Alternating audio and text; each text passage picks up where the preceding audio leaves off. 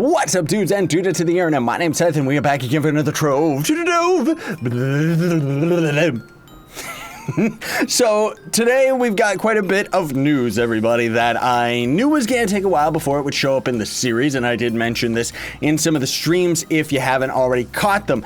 But I've maxed out my gunslinger. Yes, he is all powerful and beautiful. My candy burb is at level 29, and how much XP do we actually have? We've got 1.4 mil and we need 3.7, so GG, that's going to take 50 years. My neon ninja is level 27. I've been kind of working him and my candy barb simultaneously because the candy barb, like, he can be a very powerful class if you end up having all the right stuff for him, but I don't. So I've been working on the Neon Ninja because he's more of a damage character where the barb is meant to be a tank. Like, that's kind of his goal, right? So we're just going to be hanging out on U7 because it's not really going to be that big a deal today. My Neon Ninja still can't handle U9 because we're not max level with him. I'm very excited to see his final potential, but I also actually swapped off my Shadowhunter's gems onto my Neon Ninja. Now, once I get this guy maxed out, I'm probably going to swap those gems right back over to my Shadowhunter because I've been experimenting with a couple different things with all of the classes and stuff like this. A lot of this is kind of standard for a lot of the late game people that have all their purple names and junk like that, but now that I actually have a set of maxed out gems, it means that Sempoop is at that quality, you know, like, and another thing too, this is a quick little tip for the Neon Ninja. This cursed skull, you can actually build up your shurikens on this thing in between waves, and it's very effective in shadow towers because of how squishy the ninja is, especially in Ultra Tower, where you just keep building up your shurikens on the cursed skulls so that you can then shoot your shuriken at stuff. And I'm sure that would be very useful for people that are a little bit earlier in the game too. But of course you want to have your classroom ability because it phases as opposed to the normal ability, the normal shurikens. I don't think that that's going to actually phase through the cursed skulls. And then also, just on the side, I've been experimenting with experience and how exactly, like, what's kind of the fastest way of getting experience, you know, because although I already did have a tutorial on it and did kind of talk about it, right now we've got double XP going on, right? So it's kind of changed things up a little bit and has caused a lot of experimentation.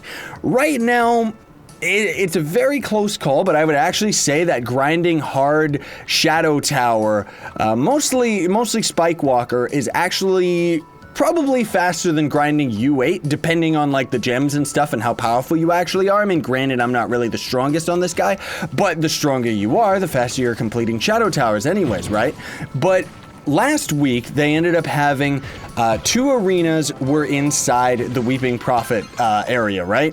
So the arenas are almost instantaneously complete, while the dungeons end up taking like 50,000 years to complete. So put 2 and 2 together and suddenly, oh, what's this? It's insane experience because you're getting like 20,000 experience per, not to mention you're completing them so fast. That's pretty much the same as a 3-star dungeon over and over and over again. So Weeping Prophet last week was absolutely insane.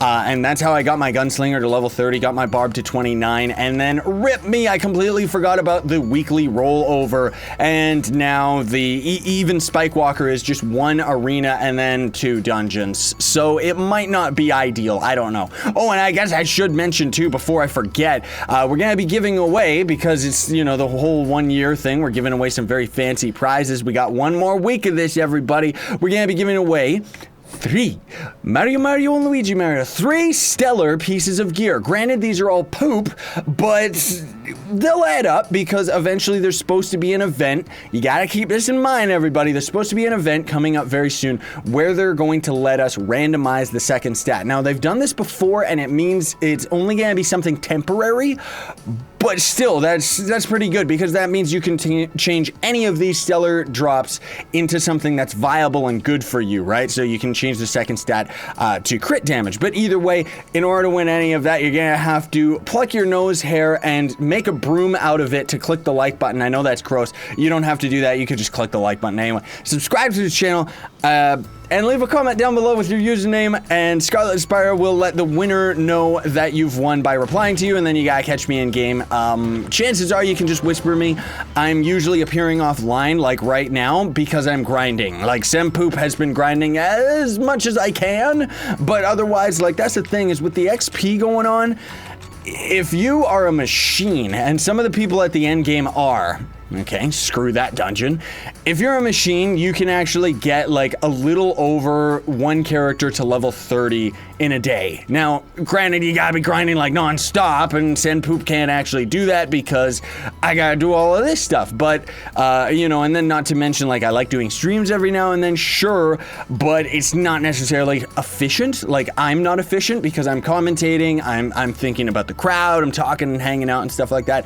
And one last thing, just because I wanted to give it a couple days before I talked about it, I just wanted to say thank you all so much, like, seriously, for your continued support. Got huge, great reception on the video that the video a couple episodes ago, you know, don't click this, and I was just kind of talking about like some of the stuff that was going on with the channel and how people were getting a little bit out of hand with the community, and also how I was taking things with a grain of salt. And that is true because I'm sure you've seen me in game. Like, I just keep making jokes now. I am the clickbait. I don't even care.